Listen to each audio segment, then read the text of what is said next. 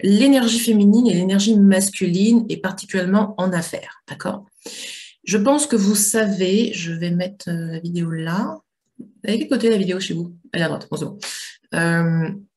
Je vais couper pour que vous puissiez lire un peu en haut. Voilà. Donc, je pense que vous savez que l'énergie féminine décrit finalement notre capacité naturelle à avoir accès à notre créativité, notre intuition, à nous poser, à faire de l'introspection, d'accord, et à écouter nos ressentis.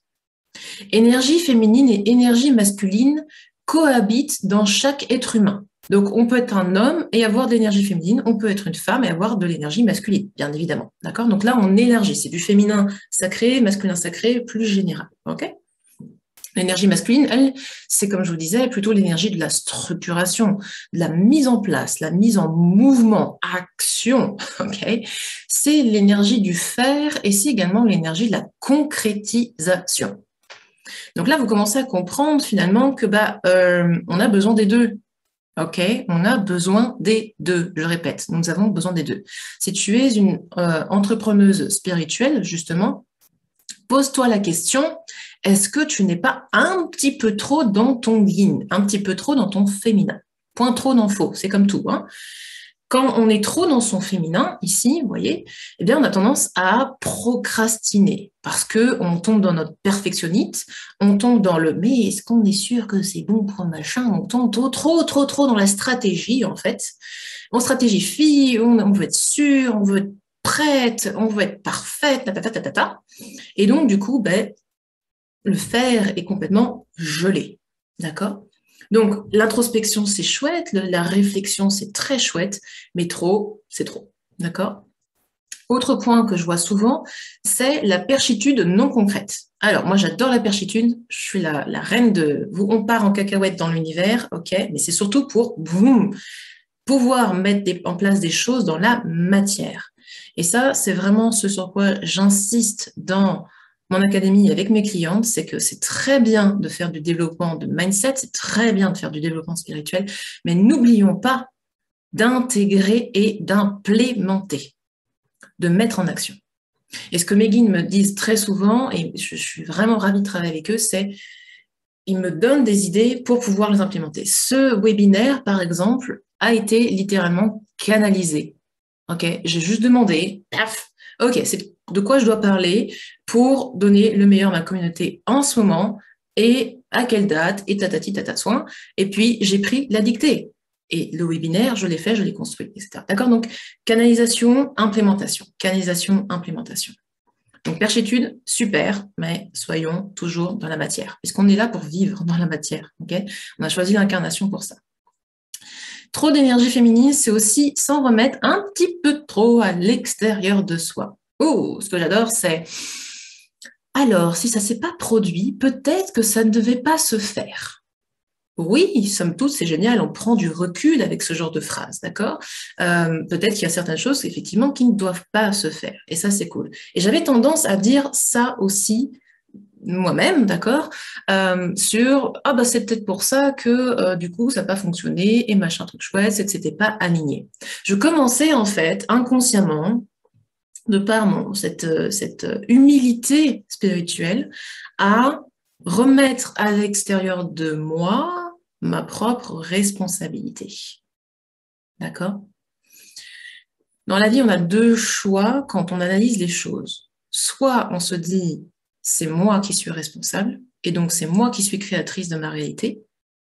Soit on se dit, je reste dans le mysticisme, et c'est OK, hein, si vous voulez rester mystique, 100%. Mystique, ça veut dire, je laisse un principe créateur, un principe décisionnel impacter ma vie, décider pour moi ce qui est possible.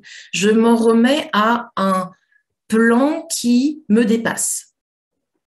Pour moi, la spiritualité concrète, c'est je comprends qu'il y a un plan, je comprends qu'il y a un ordre, une justesse, une balance. Hein, on est dans la nouvelle balance en ce moment.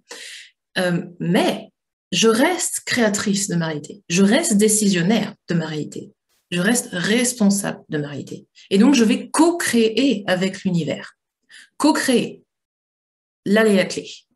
Et l'énergie co-création, elle est dans du lâcher-prise, certes, de l'écoute, mais également du « c'est moi qui décide ». Okay. Donc voilà aussi, quand on n'a pas assez d'énergie féminine, eh bien on manque d'écoute. On manque d'écouter sa guidance, on ne fait pas confiance, on remet en question les trucs qu'on reçoit, d'accord? Ce manque d'écoute, c'est tout ça. Pas assez d'énergie féminine, c'est aussi un non-respect de ses rythmes naturels. Push, push, push, on va y aller, on va y aller, on va y aller, puis peu importe si on est fatigué, là, il faut le faire, do it, do it, do it, do it, etc. Et puis, on se dit, bah, les hommes, ils font comme ci, donc bah, je dois faire pareil, et c'est comme ça qu'on a été éduqué de toute façon. Tu te lèves le matin, tu vas au boulot de 8h à 17h, et puis tu reviens, et tatati, et rebelote tous les matins la même journée. On va voir ça juste après, c'est absolument pas cycle féminin, tout ça. Okay, donc, ce n'est pas notre faute, on a été éduqués comme ça, mais on peut du coup réapprendre à le faire. Pas assez d'énergie féminine, c'est aussi un manque de recul ou un manque de confiance. L'énergie féminine nous permet de rassembler, de fluidifier et du coup de voir les choses sur une nouvelle perspective, d'accord ? Le fait de faire ça nous permet donc d'éliminer certaines choses dont on n'a pas besoin et de remettre la confiance sur ce qui est vraiment nous. C'est ça l'alignement, d'accord ? De pouvoir trier, de pouvoir sentir et donc de pouvoir choisir en phase avec nous. Maintenant, l'énergie masculine. Pourquoi est-ce qu'on en a besoin aussi ? Parce qu'en fait, lorsqu'on a de l'énergie masculine, on va pouvoir donc mettre en place, comme je vous disais, faire des actions. Mais comme toujours, on ne veut pas en avoir trop. Trop d'énergie masculine, c'est du surmenage, c'est souvent des actions qui sont vides de sens, et je plaide coupable parce que je suis plutôt très énergie masculine.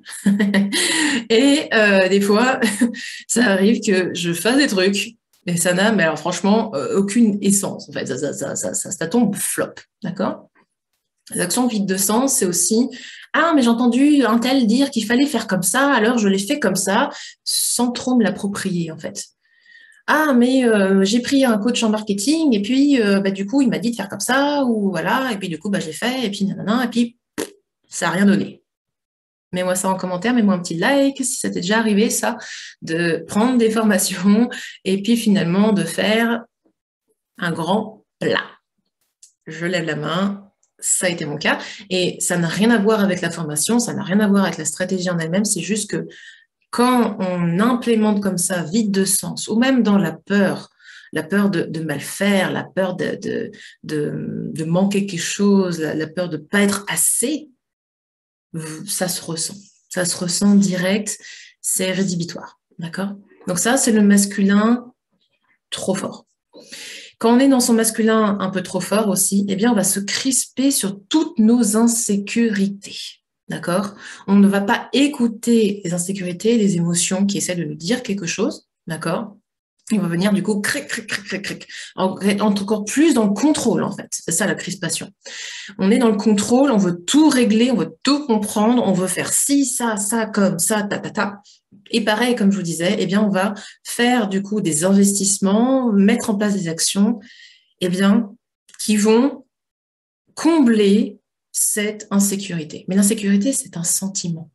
Il n'y a rien qui peut combler un sentiment d'insécurité, si ce n'est de trouver la paix, de libérer ce qui te fait croire que tu es en insécurité et de travailler donc sur ton subconscient et sur ton énergie. Okay ? Ça, je peux vous dire que je l'ai appris à mes dépens.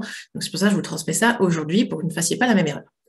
Maintenant, pas assez d'énergie masculine, eh bien, on va manquer d'apprentissage par l'expérience. Ça veut dire quoi ? Ça veut dire que l'action, le fait de faire certaines choses, nous apprend quand même à réajuster le tir.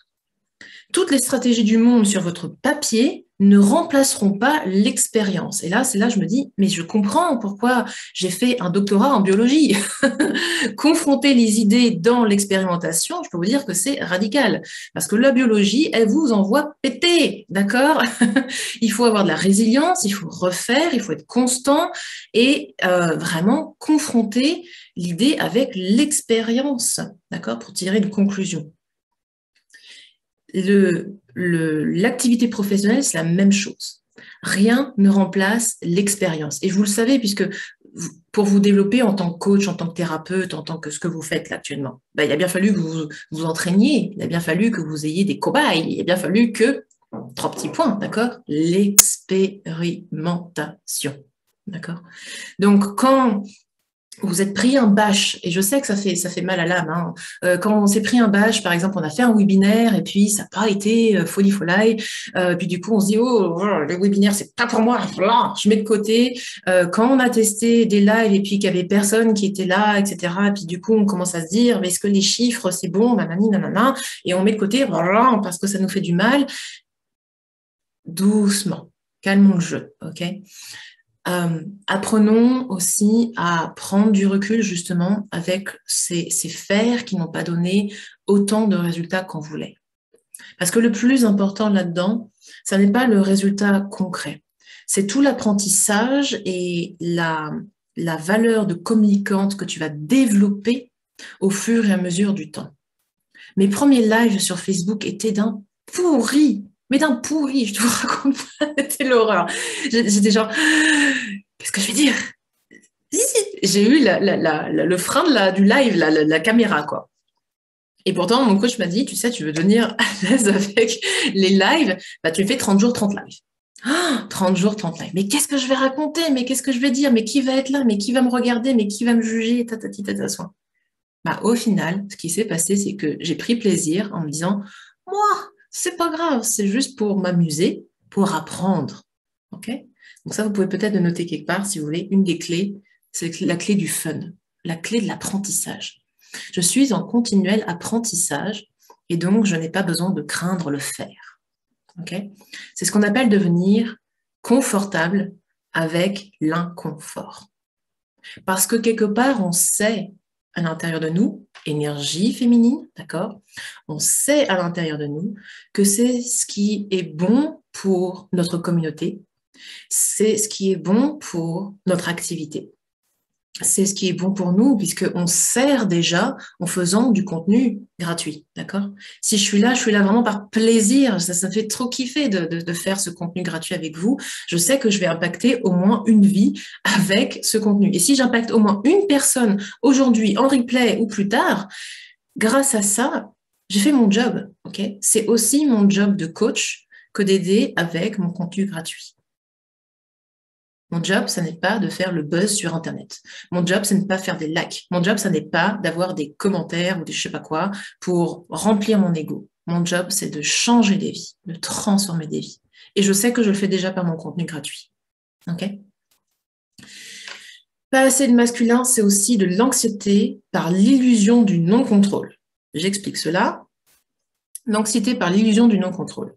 C'est que finalement, quand on n'a pas assez de masculin, on va tout de suite envisager la guerre nucléaire dans notre tête, d'accord? Oh, mais qu'est-ce qui va se passer si, ça? Est-ce que je vais avoir des impôts, truc, machin? Et puis, si je fais ci, comme ça, qu'est-ce qui va se passer, tatata? Du coup, pas assez de masculin nous empêche de nous dire, attends, en fait, il me manque peut-être des informations dans tout ce bazar-là, ok? Quel genre d'informations est-ce que je peux aller chercher? Très clairement, moi, je flippais quand je suis passée à la marge de la TVA, d'accord, parce qu'en France, voilà, hein, 33 000 euros, je ne sais plus combien là, par année, la TVA, les 20%, machin, comment ça fonctionne, tout ça, ça m'avait beaucoup, beaucoup stressé, pour pas grand-chose en fait, hein, littéralement. Mais j'avais pas l'information. Et donc, du coup, je m'étais fait un monde. Du moment où je me suis dit, non, mais attends, l'expansion d'entreprise, c'est ça, donc la TVA, les changements de statut, tu prends rendez-vous avec un expert comptable, je sais pas quoi. Cool, on a un plan. Donc on n'a pas besoin de créer de l'anxiété sur un truc qu'on imaginait ne pas pouvoir contrôler. On a toujours la possibilité de contrôler, déjà, ce que l'on pense, et surtout, le plan d'action, l'avenir, d'accord? Et ce sur quoi on n'a pas de possibilité de contrôle, là, on lâche prise, bien évidemment, d'accord? Je ne peux pas prévoir, je n'aurais pas pu prévoir les petits couacs administratifs qui se sont produits à un moment donné vis-à-vis de mon activité, c'est arrivé. Mais comme j'avais confiance et que je m'étais entourée d'une équipe aussi, ok, j'ai une équipe d'assistants, d'experts, d'accord, qui sont là pour me donner du conseil, sont là pour me rassurer aussi, d'accord. J'ai pas besoin de tout faire toute seule. Donc, je peux lâcher prise sur certaines choses parce que je sais que dans la globalité, j'ai repris cette puissance de responsabilité et de peace. Je contrôle ça. Et tout ce sur quoi je n'ai pas contrôle, bah de toute façon, hein, ça doit se faire. Ça doit se faire. Donc, il y a un équilibre. OK? Donc, vous comprenez que finalement, pas assez de masculin, ça entraîne beaucoup de passivité. Et c'est pas parce que tu travailles sur la loi d'attraction, sur tes énergies et sur ton mood hein, de magnétisme que tu vas attirer comme ça en claquant des doigts des clients qui vont t'appeler si tu n'as pas fait un minimum d'action, de structuration, de mise en place. Au bout d'un moment, oui, il peut y avoir de la magie. Ça, c'est clair. OK? Mais il faut quand même une mise en place de base. D'accord? Donc, si je dois résumer masculin et féminin, évitons de rejeter l'un ou l'autre. Si en ce moment tu es trop dans ton masculin, team masculin, mets-moi ça en commentaire, eh bien, ramenons un peu d'énergie féminine. Okay. Si par contre tu es vachement dans ton énergie féminine, mais team énergie féminine, et ramène un petit peu d'énergie masculine. Okay. Et moi, je travaille énormément sur mon énergie féminine, tout simplement parce que je suis aussi là pour apporter ça à mes clientes. Okay. Donc, ne t'inquiète pas si tu es en challenge sur quelque chose. Le fait d'avoir ces challenges, de les prendre à bras le corps, à les travailler, à les dépasser, c'est peut-être une bonne clé que tu vas pouvoir apporter à tes propres clients. Notons ça sur le cahier. Oui, oui, oui, oui, oui. Les plus gros challenges de vie que l'on a vécus sont les plus belles choses que l'on peut apporter, les plus belles transformations qu'on peut apporter à nos clients. D'accord? C'est ce qu'on appelle le wounded healer, le guérisseur blessé. C'est ce que je vous ai mis en dessous. Soignez votre féminin et votre masculin blessé et vous allez apporter une véritable transformation énergétique, vibratoire à vos clients parce que vous le porterez en vous. C'est génial. Donc, quand vous n'allez pas bien, c'est génial. Littéralement, quand vous n'allez pas bien, analysez, revenez dans le féminin, commencez à comprendre. Vous n'avez rien qui cloche. Vous avez simplement un verrou de résistance à faire péter pour pouvoir être encore plus impactante, encore plus en phase présente pour vos clients. J'adore, j'adore. Ah, team énergie féminine, cool, cool, cool. Ok.